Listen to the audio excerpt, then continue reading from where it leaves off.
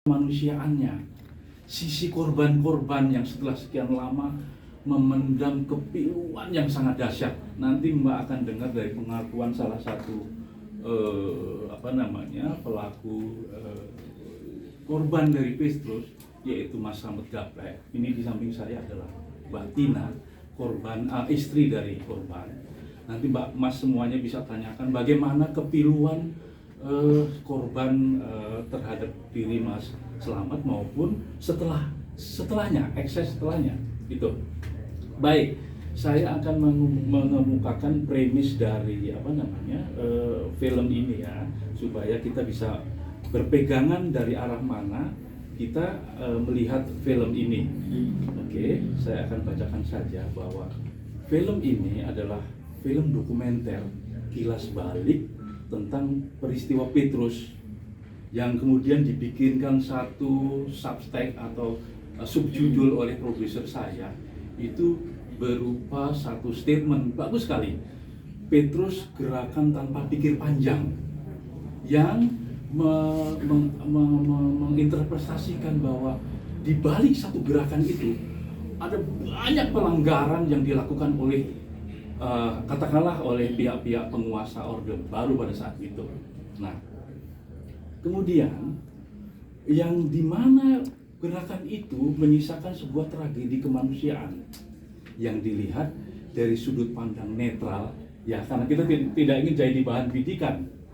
Jadi sudut pandang netral, kemudian dari sudut pandang kemanusiaannya. Saya lanjutkan, diawali dengan peristiwa ditembaknya Wahyo, seorang jagoan Jogja yang sangat disegani, disusul ditembaknya Slamet Gaplek. Saya perlu diketahui, Wahyo punya sahabat karib, beliau adalah Mas Yudo, yang langsung mengetahui awal mula terjadinya Petrus, yaitu OPK, Operasi Pemberantasan Kejahatan pada tahun 1981 sampai 1983. Baik, saya lanjutkan. Film dokumenter ini berdasarkan kesaksian tokoh-tokoh yang mengalami langsung dilancarkannya OPK atau lebih dikenal dengan Petrus di Jogja pertama kalinya, lalu menyebar ke kota lain di Indonesia dalam kurun waktu 1981 dan 1983. Baik, hanya sampai di situ dulu. Saya kembalikan ke moderator untuk mengawali tahapan selanjutnya. Karena ini berupa confession, pengakuan, pastilah form bentuk dari film ini adalah penuturan dari kesaksian Pak Yudo yang menuturkan step by step peristiwa di mana titik awal terjadi, kemudian di mana picu-picu meledaknya peristiwa Petrus, kemudian di mana titik tragedinya dituturkan oleh Mas Yudo, lengkap dengan kesaksian para tokoh-tokoh yang terlibat langsung, baik dari sisi yang mengalami maupun dari sisi masyarakatnya. Jadi biar adil, kalau dari pihak yang melakukan tindakan itu maupun dari sisi masyarakatnya, supaya ada titik tengah. Namun sekali lagi kami tidak mengungkapkan bagaimana tanggapan aparat karena itu wilayah terlarang, Mas, dan masih menjadi expired. Itu kira-kira, Mas. Sementara itu dulu. Ya. Ya. Di klik film kalau nggak salah tanggal 5 di klik film, durasinya 30 menit dan akan ada sequelnya, mungkin dua sequel per seri itu. Terus kita akan masih syuting untuk beberapa sequel lagi, untuk nggak mungkin cuma satu episode kelar, nggak mungkin. Ini panjang sekali karena beberapa, kalau ngomongin Petrus bukan hanya di Jogja, kita di Surabaya, di Bandung, Jakarta, jadi kita akan panjang. Jadi kalau kita nonton gaya mereka film luar ya, series doku series itu di Amerika Latin, misalnya tentang narko, ya memang harus panjang. Tentang si A, si B, kaitannya si C, itu akan semua kota akan kita rencananya ini akan petakan semuanya. Kota ini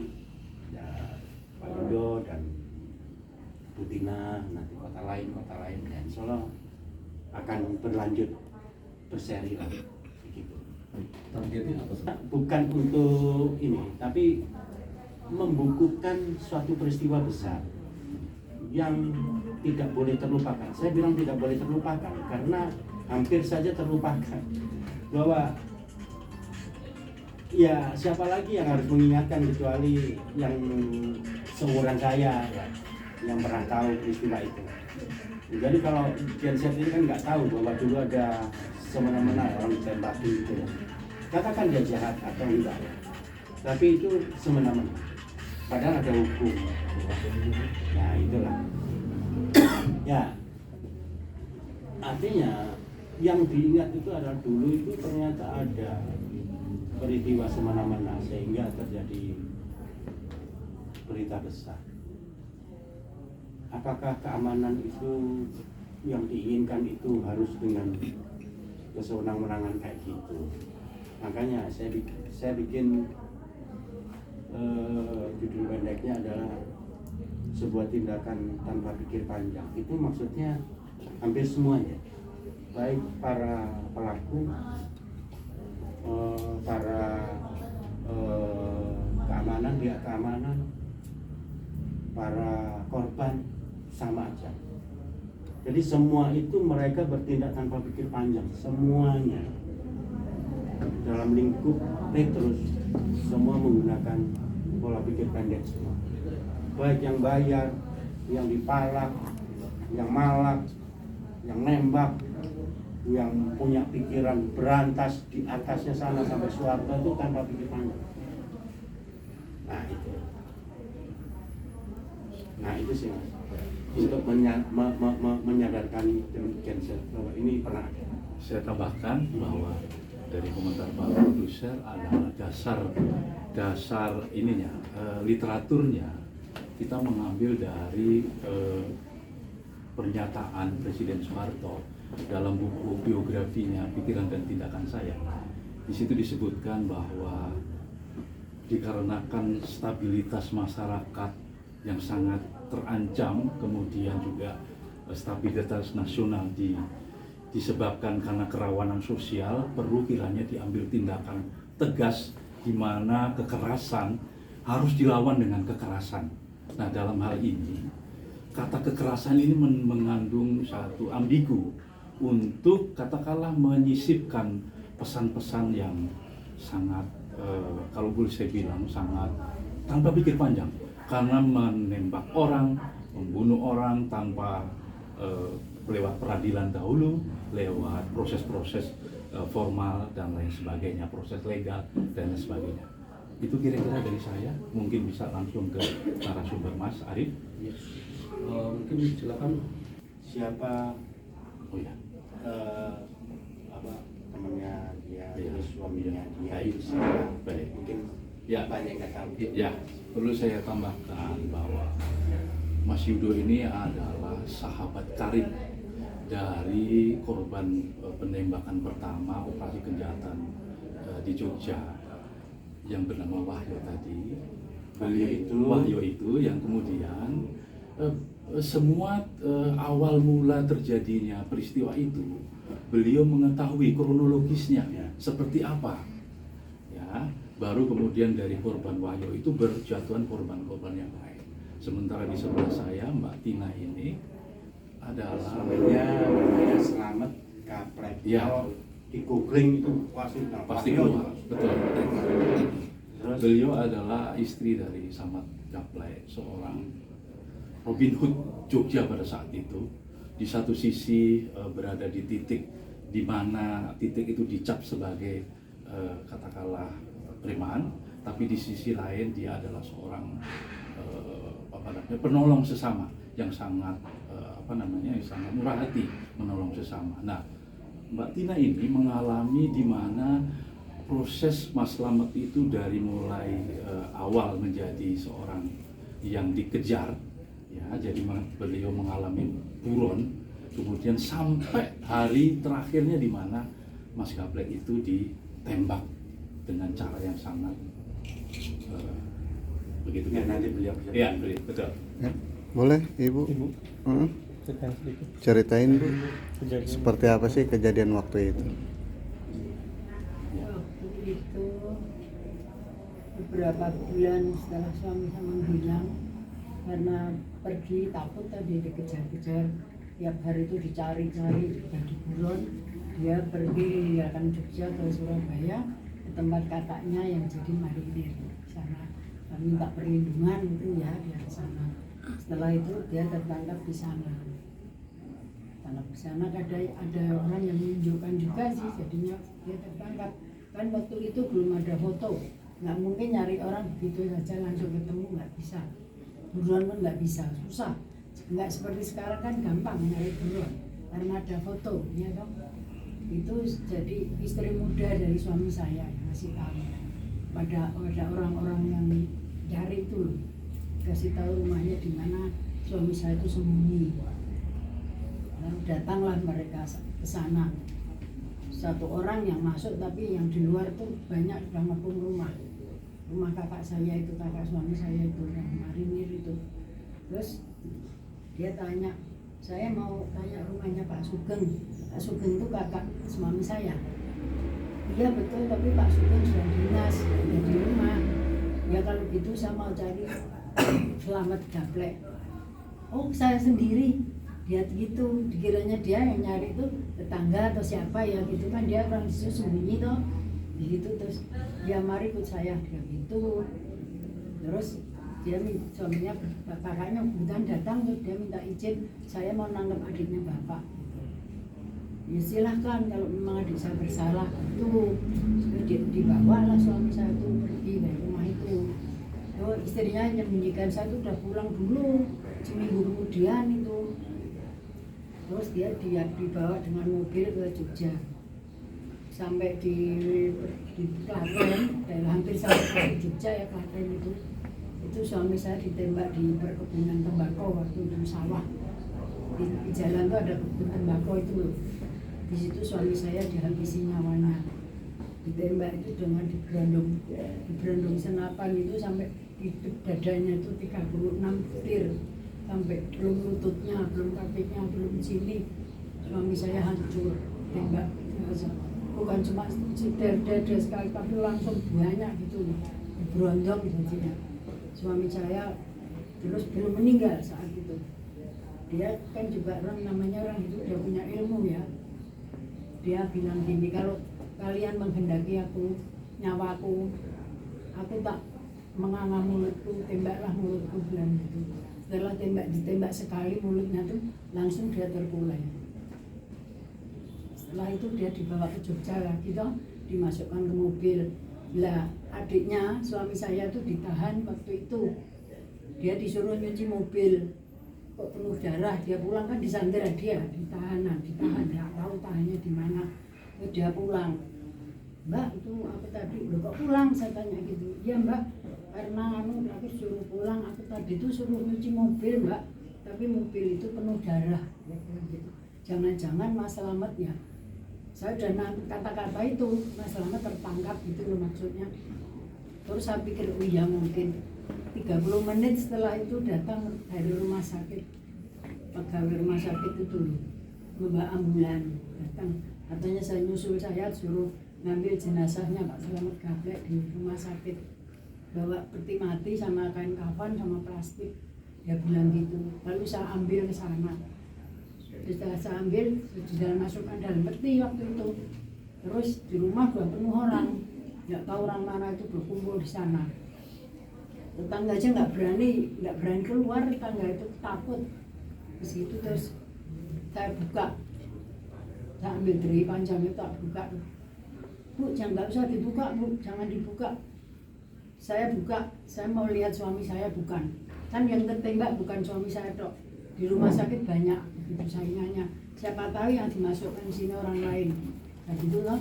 Begitu saya lihat, oh ya betul suami saya. Tapi udah terbungkus rapi, cuma matanya ini yang nggak ada. Udah kosong matanya. Udah gitu tuh pakaiannya yang penuh darah itu saya masukkan lagi ke petinya itu saat terkubur itu. Setelah di pemakaman juga di pinggir jalan tuh orang banyak melihat, orang keluar semua. Kalau ke rumah yang berani melayat tuh nggak ada orang laki, semuanya perempuan karena sekarang orang laki takut. Kalau mereka dengan tetangga, suami saya tuh dengan tetangga itu baik. Sampai sekarang tuh sama saya tetangga-tetangga itu ingat kebaikan suami saya. Kalau saya belanja apa di rumahnya tuh nggak pernah mau terima uang dari saya. Nggak usah mbak, suami udah anak-anak modal banyak, dia bilang gitu. Itulah kebaikan suami saya. Tetangga semua kalau ditanya gitu, ingat kebaikan suami saya. Jadi dia itu sesungguhnya baik, tapi kenapa kok dituduh yang enggak gitu loh. Tuduhan apa sih Bu terhadap almarhumnya? Katanya pemerasan. Pemerasan. Iya. Padahal suami saya tuh nggak merasa apa-apa. Cuma dia tuh kan di Malioboro itu kan banyak Cina yang buka toko dulu ya. Itu cuma memberi uang itu karena dijaga keamanannya. Itu. Tapi orang yang nggak suka tuh dibilang suami saya tuh meres. Itu. Jadi semua kan waktu diadakan pemberantasan kejahatan itu, yang baik maupun nggak baik itu langsung disamaratakan, dibunuh. Banyak orang terbunuh dulu. Dan tembaknya tuh kadang nggak ada suaranya kok. Tembak tuh tahu-tahu dia mati. Makanya dinamakan tembakan misterius karena nggak terdengar dor gitu, nggak. Malah anak teman saya tuh yang namanya Iren itu ditembak di sawah lagi mau cari cacing buat mancing. Itu di depan anaknya tembak juga 3 kali aja, sekali aja dia ada rubuh. Itu 3 kali lalu diinjak-injak, itu diseret ke mobil, itu dilempar di truk bawa ke rumah sakit. Waktu itu untung masih jenazah tuh bisa pulang tuh untung, yang lainnya cuma pakaian yang dikembalikan. Ini baju suamimu, ini baju anakmu yang punya anak dulu. Waktu jemput itu masih menggunakan pakaian anggota atau preman? Preman. Mengatasnamakan dari? Oh, enggak mengatasnamakan siapa-siapa. Pokoknya ini yang saya cari gitu. Berapa orang? Banyak kalau nyari itu ya 10 orang, 20 orang. Enggak waktu ke rumah? Ke rumah, iya Ya. banyak. Sampai senjata itu enggak cuma tangan kosong. Saya juga ditodong, tapi saya jawab nggak tahu saat itu dia kemana. Ya, iya. Iya. Soalnya sejarah yang bilang kalau Pak Slamet itu adalah preman berarti bukan dia cuma dipikir itu. Iya. Jadi dulu itu disamaratakan. Dulu yang dicari itu orang yang bertato. Banyak sekali tahu orang bertato itu dihabisi juga. Dia benar apa salah apa enggak, mati semua. Sungguh dulu tuh miris udah. Mana anak satu masih kecil-kecil 2. Yang menarik kan sebetulnya Hidup ya mencari kerjaan seadanya. Saya kadang ya nyuci pakaian 4 orang. Lalu waktu itu ini nggak usah malu-malu saya ceritakan. Waktu itu saya lagi jadi pemijat juga demi anak saya hidup, anak saya masih kecil-kecil. Itulah. Selang beberapa bulan saya kerja, kebetulan ada orang yang membersihkan saya. So, maksudnya mau nolong anak saya supaya satu bisa ringan nyarikan nafkah gitu loh. Lalu saya keluar dari pekerjaan itu, hidup sama suami saya berdua. Jadi anak saya itu masih kecil, jadi dia tuh nggak lalu sayang sekali nggak ngira bapaknya gitu loh. Dan dia kan belum ingat waktu itu. Sayang. saya penasaran. Setelah anak-anak saya besar, ya anak saya umur 4-5 tahun tuh ya masih ada yang ingat gitu, itu masih ada. Baik. Kita mau tanya dulu ya, ini mas ini dulu lahiran tahun berapa? Itu Ya, yang saya tanya. ini sebesar cucu saya. Ya. Cucu saya Tahun berapa? Jadi nanti kalau saya bicara biar jelas, tahu. 90-an. 80-an. 80-an. Ada nggak? Masih Berarti muda-muda ini. sama saya ya. Saya cucu saya betul. Ini saya tak mengutarakan ya, sesungguhnya. Dan saya nggak mau salah tak bikin-bikin, nggak ada. Jadi yang namanya Wahyo itu dia itu kan asli daun teteng dari kasih Kraton, sama saya juga. Nah itu dia itu orangnya baik, jujur, nggak mau neko-neko. Sayangnya cuma satu. Jadi kan teman-temannya kan banyak. Nah, dia ambil kesempatan minta uang di toko-toko itu, toko-toko onderdil, toko macam-macam tuh, kan Jakarta saya itu kan. Nah itu di atas namanya Wahyo, itu loh. Nah Wahyo itu karena orangnya cubluk, orangnya bodoh, dia itu cuma bangga, ketawa saya, loh kok gitu kok kamu bangga, wong situ nggak menerima uang tapi dipakai namanya, itu nanti celaka kamu, ya bilang gitu. Nah lama-kelamaan ada salah satu yang namanya Rudi.